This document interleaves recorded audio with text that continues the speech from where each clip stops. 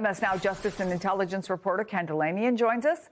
Also joining us, contributing writer at The New Yorker, Ruth Marcus, and managing editor at The Bulwark, Sam Stein, who is an MS Now contributor. So, Sam, if this July 4th is meant as a 250th celebration for the American people and this country, what do they get out of these pardons?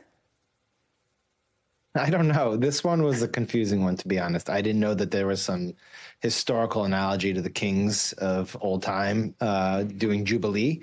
But in modern political times, issuing pardons is not usually a celebratory matter, I should say. Oftentimes it's controversial, as we've witnessed in numerous presidencies, Republican and Democrat alike, although I will say much more so in the Republican administration or Trump administration. So I'm not sure what they're going for here. I'd be very curious to see who the 250 people are that they have, imagine would receive clemency. Are they people who've served harsh sentences and deserve it? Or are they people who, in this modern political age, have hired the right lobbyists or insiders to advocate on their behalf and are getting it because they have connections? I think devil's in the details here. You know, Ruth, one way I think you could argue that pardons do affect a lot of Americans is this. The pardons directly shortchanged victims and taxpayers by nearly $2 billion. That's according to a California government study, which cites the DOJ's official clemency pages for Trump's first term, plus restitution amounts tied to current term clemency actions, as well as forfeitures and fines. So maybe you did something and you had to pay someone a fine, or you had to pay somebody for a judgment, and now you've been pardoned. I know you wrote extensively, Ruth, just last month about what was headlined as Trump's pardon economy. So tell us more. Well, pardons aren't necessarily a bad thing. Pardons can be a good thing. The Supreme Court has described it, the pardon power, which is pretty absolute for the president, as the benign prerogative of mercy. So wiping out sentences for people who have paid their debt to society, shortening sentences for people who were sentenced under drug laws that were too harsh or for some other reason are serving excessively long sentences, that's a good thing. The problem, and doing it during your term, not just when you're about to get out the door and so you don't want to pay any political price for it, that's a good thing if the pardons are worthy. The problem is that we've seen under Trump this burgeoning pardon economy where if you have enough money to pay the right people, if you can give enough in political contributions or other contributions, if you can help support a Trump business, you have a much easier route to a pardon. It may be one of the best routes to a pardon than an ordinary person has. So if these 250 pardons, and we'll see if they happen because there is a political risk and they have really slowed down the pardon process in recent months. If there are 250 worthy people out there worthy of having their sentences shortened or getting full pardons, that's great. But I wonder if this journal story is just going to set out another kind of bidding war to get pardons. Well, under previous presidents, we also know, Ruth, that pardon seekers were expected to wait at least 5 years after serving their sentences to demonstrate genuine remorse, for example, for their actions, which we know, for example, is not the case, which Ken knows well with some of the January 6th people. What's the process been like under Trump? What did you find out in researching for your article?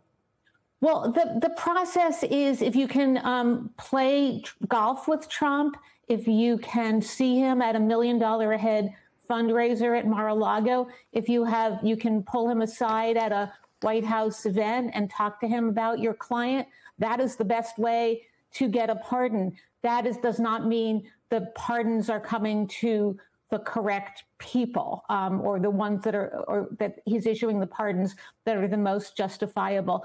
And that's really the issue with this pardon process that we've seen, that there's a pay-to-play aspect of it, and it's just tilted against the little guy who may really need a pardon, but is not getting it unless he or she is a January 6th defendant. He or she is somehow able to convince Trump that that they're a victim of Biden department excesses or weaponization. And so the pardons have become really the flip side of Trump using his power to go after his enemies. This is Trump using the pardon and commutation power to reward his friends. So, Ken, you've also done a deep dive into the people granted clemency to with your series, Justice Interrupted. I mean, they're allies, they're donors, others convicted in fraud cases. Walk us through what you found across both of his terms so far. Yeah, of course, as Ruth has reported, Donald Trump is using the pardon and clemency power the way no president in history ever has. Presidents in the past have been accused of abusive pardons. Joe Biden got a lot of criticism for pardoning his son. Remember, Bill Clinton pardoned a donor named Mark Rich. But no president has ever done what Donald Trump has done, essentially used the clemency power to reward friends and allies and people who've hired the right political connections, and also to not tell the truth about why he's doing it or what they did. For example, we did a deep dive on the pardon that Donald Trump handed to the former president of Honduras, who was brought to the United States in a major undertaking, both diplomatic and Justice Department, because the Justice Department proved at trial that he was essentially empowering drug dealers in his country. He was massively corrupt. He took bribes from the Sinaloa cartel. He was allowing the importation of cocaine into the United States, and he got a 45-year prison sentence from a judge. And essentially, the accusations against him were very similar to the ones against Nicolas Maduro, who Donald Trump sent the military to snatch and bring back to justice. But Trump pardoned the former president of Honduras, who had managed to get the attention of Roger Stone, a Trump ally. Stone brought their pardon requests to Donald Trump. And then in explaining the pardon, Trump said things that just weren't true, that he had been railroaded, that there was no evidence against him. There was a massive amount of evidence. Take a listen to an exchange I had with a former Justice Department official. President Trump said that he had been told that JOH was treated unfairly. Is there any evidence of that? None that I've seen. Thomas Padden ran the Justice Department's now defunct Organized Crime Drug Task Force, which helped investigate both Hernandez and Maduro. I've been over 30 years as a federal prosecutor, 47 years total of military and civilian service. I haven't seen anything like this. And this story has been repeated over and over. We looked at a pardon or clemency that Donald Trump handed to a fraudster, convicted fraudster named David Gentile.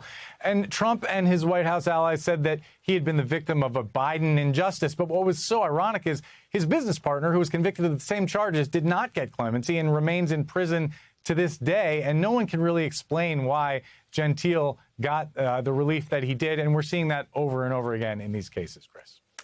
And Sam, MS Now is first to report that Congressman Jamie Raskin's new bill would bar a president from self-pardoning and require the president to report to Congress any payments they've gotten from nominees and those pardoned. I mean, could this potentially, and nobody's suggesting it's like going to sail through, certainly in this Congress, but could it serve as a guardrail on the pardon process? Or, I don't know, at the end of the day, at least in the short term, none of that matters. You don't think Donald Trump would sign that bill into law very quickly, Chris? Just suggesting it might be a problem unless they have a veto-proof majority. I don't think this one's going to pass. The bigger issue is there needs to be massive reforms of the pardon power. Now, obviously, it's constitutional and it's going to take a lot to get it done. But if you talk to people who've worked in the pardon office, they say what's happening is a butchering of what is a formal process that had real guardrails, but they were kind of guardrails that are implemented by the people who staffed it. And it's been corrupted. It's not just that it goes to the highest bidder. It's being used to circumvent the execution of justice in certain cases. And it's not just that. I mean, you can go down the line, for instance, decisions that have nothing to do with pardons, but, failing to or deliberately deciding not to bring forth prosecutions because they are getting sweetheart deals behind the scenes. There's a massive problem happening at the Justice Department, but the pardon problem is one component of it, and it requires systematic reform if we want to be serious about it.